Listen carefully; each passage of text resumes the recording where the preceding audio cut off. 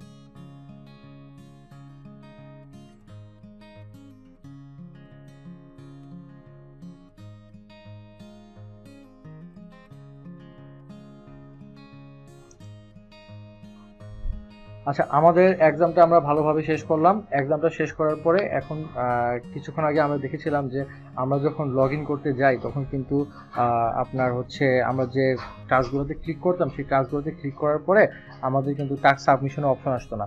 দেখুন এখন এটাতে এক্সাম দিয়ে দেওয়া হয়েছে এবং এক্সামটা কিন্তু সাকসেসফুলি পাস হয়ে গেছে। তো যেহেতু সাকসেসফুলি অ্যাডমিশন টেস্টটা পাস হয়ে গেছে, দেখুন অ্যাডমিশন টেস্ট যেহেতু খুব সাকসেসফুলি পাস হয়ে গেছে, তো এখন আমি এখানে মাইক্রোওয়ার্কার্সে কাজ শুরু করতে পারবো। চলুন এবার আমরা দেখি মাইক্রোওয়ার্কার্সের কাজগুলো কি অ্যাক্টিভ হয়েছে কিনা। সাপোজ আমি একটি জিমেইল অ্যাকাউন্টের একটা টাস্ক আমি ক্লিক করি। হ্যাঁ, দেখুন আমাদের এখানে যে টাইমারটা অ্যাক্টিভ হয়ে গেছে, মানে কিছুক্ষণ আগে আমি ক্লিক করেছিলাম। এখন হচ্ছে এর ভিতরে হচ্ছে আমার কাজটা সাবমিট করতে হবে, যে টাইমটা দেওয়া থাকে সেই টাইমের ভিতরে কাজটা সাবমিট করতে হবে। তো আমি আরেকটা ক্লিক করি, ইউটিউব লাইক। দেখুন একটা ইউটিউব লাইক করে 5 সেন্ট আর্ন করা যাচ্ছে।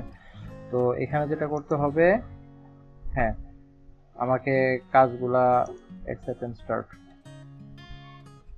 হ্যাঁ টাইমটা কাউন্ট হচ্ছে, তার মানে হচ্ছে আমি এখন কাজগুলো করতে পারবো। তো এই হচ্ছে আমাদের আজকে যে টপিকটা ছিল, কিভাবে হচ্ছে মাইক্রোওয়ার্কার্সের আপনি কাজগুলো করার জন্য এক্সামটা কিভাবে দিবেন। এক্সামের যে পার্ট বাই পার্ট আমি সবগুলো দেখাই দিলাম, কিভাবে হচ্ছে কি কি কোশ্চেন আসে এবং কি কি কোশ্চেন কি কি আনসার হয় আমি দেখিয়ে দিলাম আপনাদেরকে।